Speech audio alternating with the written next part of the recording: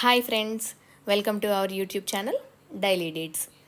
ఈరోజు మనం ఈ వీడియోలో కొత్తిమీర రైస్ ఎలా తయారు చేయాలి అనేది చూసేద్దాం. ఎప్పుడు లంచ్లోకి రొటీన్గా రైస్ అండ్ కర్రీయే కాకుండా అప్పుడప్పుడు ఇలా కొత్తిమీర రైస్ని కూడా ట్రై చేయొచ్చండి. కొత్తిమీర రైస్ కోసం ముందుగా మేము 3 గ్లాసెస్ వరకు రైస్ని తీసుకున్నామండి. దీన్ని 2 to 3 టైమ్స్ శుభ్రంగా వాష్ చేసుకొని తర్వాత దీనిలో వాటర్ని యాడ్ చేస్తున్నాము. 3 గ్లాసెస్కి 6 గ్లాసెస్ వాటర్ యాడ్ చేయాలండి. నెక్స్ట్ మూత పెట్టి క్లోజ్ చేసి రైస్ని రెడీ చేసుకోవాలి. నెక్స్ట్ మన రైస్కి తగినట్లుగా ఇక్కడ నేను టమాటోస్ని, ఆనియన్స్ని, పచ్చిమిర్చి అండ్ తగినంత అల్లాన్ని కట్ చేసి పెట్టానండి. ఇక్కడ మేము కొంచెం ఎక్కువ క్వాంటిటీలోనే చేస్తున్నాం కాబట్టి 3 పెద్ద సైజు టమాటోల్ని కట్ చేశాను అండ్ ఒక 3 to 4 ఆనియన్స్ని కట్ చేశాను. 6 to 7 పచ్చిమిర్చిని కట్ చేసి పెట్టుకున్నానండి. కొంచెం అల్లం కూడా కట్ చేసి పెట్టుకున్నాను. నెక్స్ట్ ఒక పెద్ద సైజు కొత్తిమీర కట్టని తీసుకున్నానండి. దాని మొత్తాన్ని శుభ్రంగా వాష్ చేసుకొని కాడలు తీసేసి మొత్తం కట్ చేసి పెట్టుకున్నాను. ఈ కొత్తిమీరని ఒక మిక్సీ జార్లోకి ట్రాన్స్ఫర్ చేసుకుంటున్నానండి. కొత్తిమీర కొంచెం యాడ్ చేసిన తర్వాత దీనిలోకి తగినన్ని పచ్చిమిర్చిని యాడ్ చేసుకుంటున్నాను. ఇక్కడ నేను 3 పచ్చిమిర్చి వరకు తీసుకున్నాను. ఎవరైనా కారం తక్కువ తినేవాళ్ళు ఉంటే ఇక్కడ ఈ పచ్చిమిర్చిని స్కిప్ చేసుకోవచ్చండి. నెక్స్ట్ తగినంత అల్లాన్ని యాడ్ చేశాను. దీనిలో లైట్గా జీలకర్రని యాడ్ చేశాను. వీటి మొత్తాన్ని మెత్తగా మిక్సీ పట్టుకోవాలి. నెక్స్ట్ స్టవ్ వెలిగించి ఒక కడాయి పెట్టుకొని అందులో ఈ కొత్తిమీర ప్యూరీ మొత్తం వేయించడానికి సరిపడా ఆయిల్ని యాడ్ చేసుకోవాలండి. ఈ వీడియోలో చూపిస్తున్న విధంగా ఇలా చేయి పెట్టి చూసుకుంటే మనకి ఆయిల్ హీట్ అయిందో లేదో అర్థమవుతుందండి. వన్స్ ఆయిల్ హీట్ అయిన తర్వాత దీనిలో పోపు దినుసులని యాడ్ చేయాలి. నెక్స్ట్ ఎండుమిర్చిని కూడా యాడ్ చేసి వీటి మొత్తాన్ని లైట్ బ్రౌన్ కలర్ వచ్చేంత వరకు వేయించుకోవాలండి. ఇక్కడ ఎండుమిర్చి అనేది ఆప్షనల్, ఒకవేళ ఇష్టం లేకపోతే దీన్ని స్కిప్ చేయొచ్చు. పోపు దినుసులు వేగిన తర్వాత మనం ముందుగానే కట్ చేసి పెట్టుకున్న ఆనియన్స్ని ఇందులో యాడ్ చేస్తున్నానండి.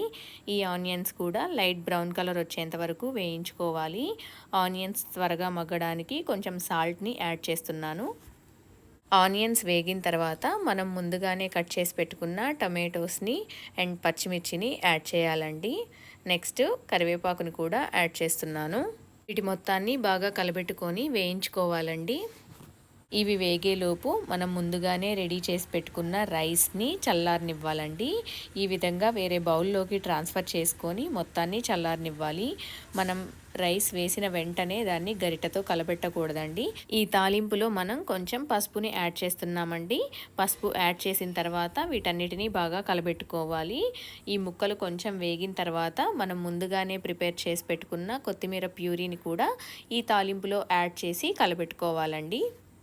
ఈ కొత్తిమీర ప్యూరీని బాగా మగ్గనివ్వాలండి. కొత్తిమీర ప్యూరీ నుంచి ఆయిల్ బయటికి వచ్చేంత వరకు దీన్ని మగ్గనివ్వాలి. ఈ ప్రాసెస్ మొత్తం సిమ్లో పెట్టుకొని చేసుకోవాలండి, లేకపోతే కొత్తిమీర అడుగంటుతుంది. నెక్స్ట్ మనం ఇంకొక గిన్నె తీసుకొని అందులో తగినంత ఘీని యాడ్ చేస్తున్నానండి. ఈ ఘీలో మనం కొంచెం జీడిపప్పు వేసి వేయించి పక్కన పెట్టుకోవాలి. ఈ వీడియోలో చూపిస్తున్న విధంగా కొత్తిమీర నుంచి మనకి ఆయిల్ బయటికి వచ్చేంత వరకు వేయించుకోవాలండి. సాల్ట్ సరిపోయిందో లేదో ఒకసారి చెక్ చేసుకొని ఒకవేళ సరిపోకపోతే ఈ స్టేజ్లో సాల్ట్ని అడ్జస్ట్ చేసుకోవచ్చు. ఆల్రెడీ మనం రైస్ని ఆరబెట్టుకున్నాం కదండి, సో అందులో మనం ఈ కొత్తిమీర పేస్ట్ మొత్తాన్ని యాడ్ చేసుకోవాలి. మనం ముందుగానే వేయించి పక్కన పెట్టుకున్న జీడిపప్పును కూడా ఇందులో యాడ్ చేస్తున్నాను. జీడిపప్పు వేయించేటప్పుడు నెయ్యి కొంచెం ఎక్కువే యాడ్ చేసుకోండి. లేదు అనంటే విడిగా రైస్లో అయినా నెయ్యిని యాడ్ చేయండి. కొంచెం నెయ్యి ఎక్కువ వేసుకుంటేనే ఈ రైస్ టేస్ట్ బాగుంటుంది. మనం అస్సలు మసాలా యూజ్ చేయకుండా ఈ కొత్తిమీర రైస్ని చేసాము. మసాలా అంటే ఇష్టపడని వాళ్ళు ఈ వేలో కొత్తిమీర రైస్ని ట్రై చేయొచ్చు. ఈ కొత్తిమీర పేస్ట్ మొత్తం రైస్లో నీట్గా కలిసే విధంగా కలపెట్టుకోవాలండి. మనకి ఇక్కడ రైస్ క్వాంటిటీ అనేది కొంచెం ఎక్కువగా ఉంది కాబట్టి నిదానంగా ఒక సైడ్ నుంచి కలుపుకుంటూ రావాలి. ఈ విధంగా రైస్లో కొత్తిమీర ప్యూరీ అంతా బాగా కలిసే విధంగా కలబెట్టుకోవాలి. అంతే అండి, ఎంతో సింపుల్ అండ్ ఈజీ వేలో కొత్తిమీర రైస్ని ఈ విధంగా తయారు చేసుకోవచ్చు. మీరు కూడా సేమ్ ఇదే ప్రాసెస్లో ట్రై చేసి మీకు ఏ విధంగా వచ్చింది అనేది నాకు కమెంట్ రూపంలో తెలియజేయండి. ఈ వీడియో కనుక మీకు నచ్చినట్లయితే లైక్ చేయండి. మీకు ఇన్ఫర్మేటివ్గా అనిపించినట్లయితే షేర్ చేయండి. ఫైనల్లీ సబ్స్క్రైబ్ చేయడం మర్చిపోకండి. Thank you.